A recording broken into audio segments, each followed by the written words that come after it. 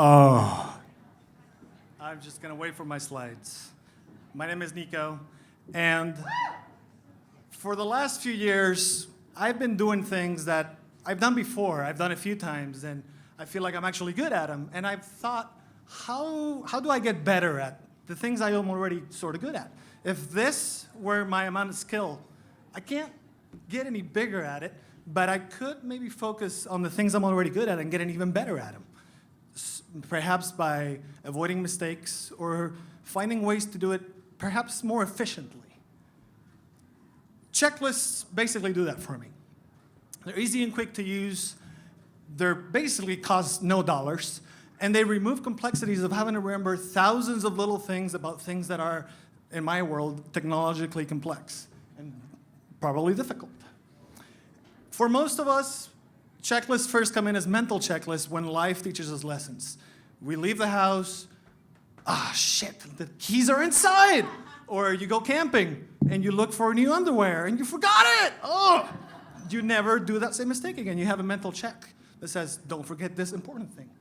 And in the wild, you've probably seen checklists while preparing for trips or at work because your boss is telling you to do it, or because they're really well organized and efficient.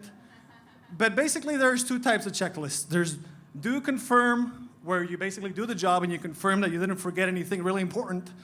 Or there's the read and do checklist, where you follow step by step and you get to the expected outcome because you did the thing that it was told to do.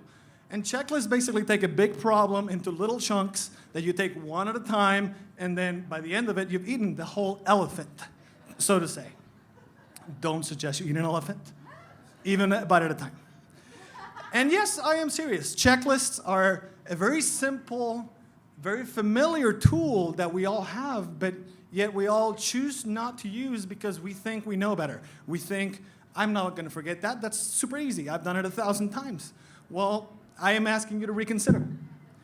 It takes you from good to great. If you wanted to do this, keep in mind that checklists are something that you're going to be constantly keeping up to date.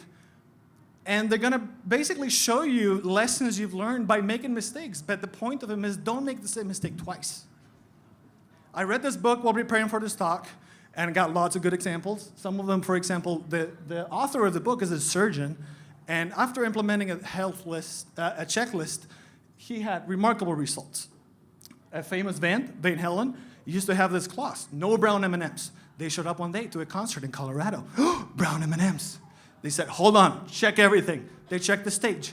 The crew had not prepared it well enough. It was going to fall down. They canceled the show. They saved a bunch of things thanks to their little brown M&Ms. How about that? So checklists are obviously not a thing that you keep to yourself. They could be, but in teams, they're so good. They obviously say who's responsible for each thing. They show you who did what thing, whether it's for credit or to punish them. Oh my God, it's great. My wife and I keep a checklist about keeping our dog happy. And it's important to communicate because even though the checklist is informal, we say, hey, did you feed the dog? Yes. Okay, I don't have to feed the dog. Basically, keeps hard things off of your brain. Imagine the hardest thing you do at your work. If it was a checklist, all you have to remember is, I gotta follow the checklist. Instead of, oh my God, there's 1,000 steps and they're so difficult, if I'm doing my order, I'm gonna fuck up and I'm gonna get fired. Don't make a checklist, go down it. If you wanna get started, I say you do. Learn from your mistakes, transform it into a checklist. And better yet, learn from everybody else's mistakes. Don't make everybody else's mistakes. And don't be proud, you know? It's not shameful to pull out a checklist and double check that you didn't forget anything. It's more shameful to find out that you forgot something really, really fucking stupid. Believe in the system. The checklists are there for a reason. This guy got deemed a hero for following a checklist. As he was landing the plane in the Hudson, his co-pilot was going on the checklist on how to restart the engines. Of course, he failed, but thankfully, they all had a plan, and the plan was a checklist. Now, life is like Tetris. All these little things are checklists, and if you line them up, you get them out of the way. And if you don't, they pile up and game over. Don't do that. Very bad idea. I knew this would be a hit. In my life, I've used checklists a lot, and I will continue to. For example, a bunch of things here.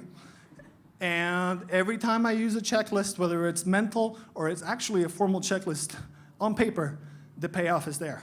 Easy to use, reusable. It's just a win-win. I mean, come on, people. Tonight, this is the first slide I prepared for tonight was this one, and I follow this, and I hope that the results are self-evident. I did all of that, and here I am, and I am up.